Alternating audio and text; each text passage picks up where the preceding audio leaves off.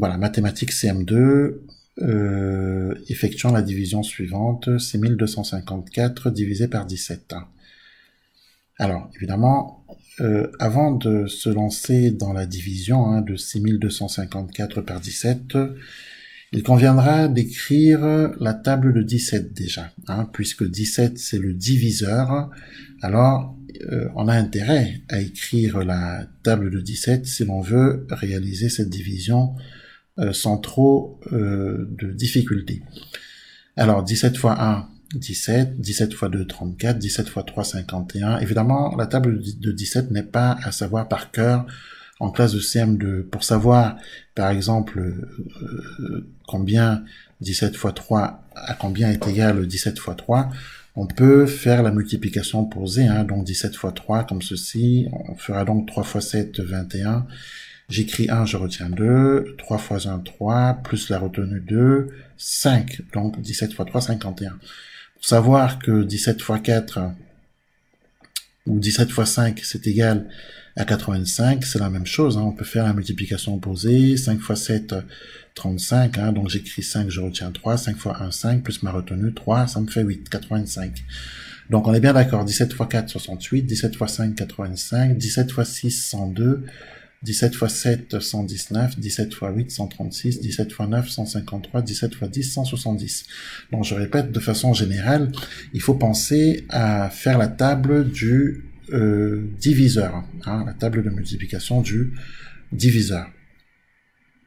Bon, maintenant, 6254 divisé par 17, 6, combien de fois 17, c'est pas possible, parce que c'est pas assez. Donc il nous faut évidemment faire avec 62. Donc 62, combien de fois 17? Eh bien, il ira 3 fois, puisque le résultat que l'on doit afficher juste en dessous de 62 doit être inférieur à 62. On ne peut pas écrire 17 fois 4, 68, c'est trop. Nous, on a que 62 qu'on veut écrire en 17 fois un certain nombre entier, mais ayant pour résultat un nombre inférieur à 62. Donc ça va être forcément 17 fois 3, 51. Donc 17 fois 3, 51. Ensuite, on pensera à soustraire. Donc 62 moins 51, alors 2 moins 1, ça nous fait 1. 6 moins 5, c'est égal à 1. Ensuite, on pensera à abaisser le 5. Et du coup, 115, combien de fois 17? Eh bien, on pourra le faire avec 17 fois 6, puisque 17 fois 6, 102. 17 fois 7, c'est pas bon parce que c'est trop. Nous, on a que 115. Donc 17 fois 6, 102. Voilà. 17 fois 6, 102. Et donc, on soustrait 115 moins 102. Alors, 5 moins 2, c'est égal à 3. 1 moins 0, c'est égal à 1. 1 moins 1, 0. On abaisse le 4 cette fois-ci. Voilà. Donc, 134, combien de fois 17? Alors, 136 ici, c'est pas possible, c'est trop. Donc, on va prendre 17 fois 7, 119. Donc, 17 fois 7, 119. Ensuite, il faut soustraire 119 pour aller à 134. Évidemment, il faut ajouter 15 à 119 pour aller à 134. Bon, dans tous les cas, on peut faire la soustraction en utilisant la technique opératoire de la soustraction, donc 134 moins 119.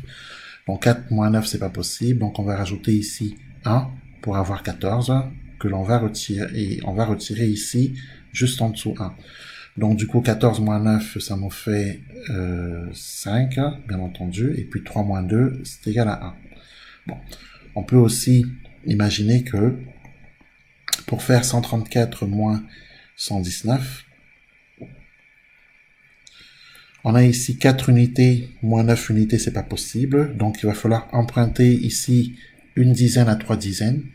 Donc, si j'emprunte une dizaine à 3 dizaines, il me reste 2 dizaines. Et du coup, ici, au lieu de 4 unités, je me retrouve avec 14 unités. Je rappelle que une dizaine, ça correspond à 10 unités. Voilà. Donc, j'ai emprunté une dizaine à 3 dizaines, donc du coup, je me retrouve avec 14 unités. 14 unités moins 9 unités, ça me fait 5 unités. Puisqu'il ne me reste plus que 2 dizaines, je vais soustraire à 2 dizaines une dizaine. Donc, du coup, il va me rester une dizaine. Et une centaine moins une centaine, ça fait 0 centaine. Donc, du coup, le résultat, c'est 15. Donc, ici, notre reste, c'est évidemment 15. Alors, voilà comment on pouvait ici réaliser cette division. Alors, qu'est-ce qu'on peut penser? Pensons que le nombre que nous avons ici, 6254, est appelé dividende. Le nombre que nous avons ici, 17, c'est le diviseur. Le nombre 367 est le quotient. Et enfin, le nombre 15, c'est le reste. Voilà qui termine notre division. Alors j'espère que vous avez bien compris. Vous pouvez visionner cette vidéo plusieurs fois jusqu'à bien maîtriser cette division. Voilà.